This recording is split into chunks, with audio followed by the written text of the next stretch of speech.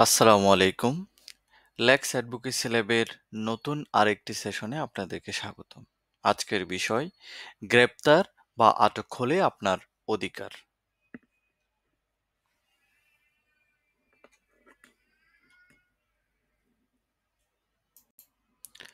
আপনি যদি গ্রেপ্তার হন তবে আতঙ্কিত না হয়ে আগে জানুন আপনার কি কি অধিকার আছে।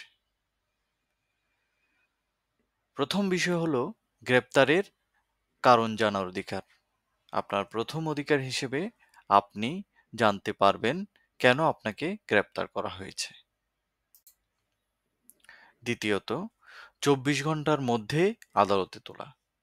আপনাকে গ্রেপ্তারের ২৪ ঘন্টার মধ্যে আদালতে হাজির করতে হবে। পরিবার বা বন্ধুকে জানানোর অধিকার।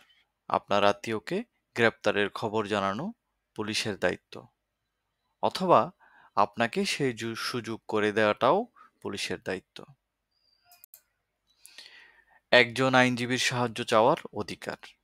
আপনার পছন্দ মতো আইনজীবীর সঙ্গে পরামর্শ করার অধিকার আপনার রয়েছে। নির্যাতন বা খারাপ আচরণ থেকে সুরক্ষা পাওয়ার অধিকার আপনার রয়েছে।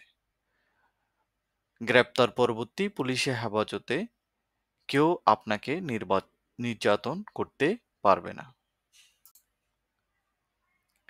আপনার কাছ থেকে কিছু নিলে তার তালিকা করে স্বাক্ষর দিতে হবে।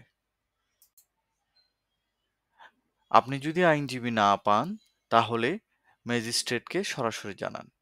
আপনার কথা আদালত শুনবে।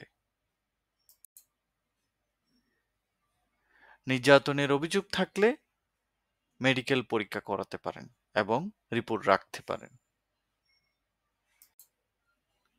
আইন জানুন, সুরক্ষিত থাকুন।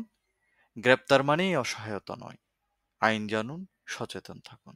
ধন্যবাদ সবাইকে।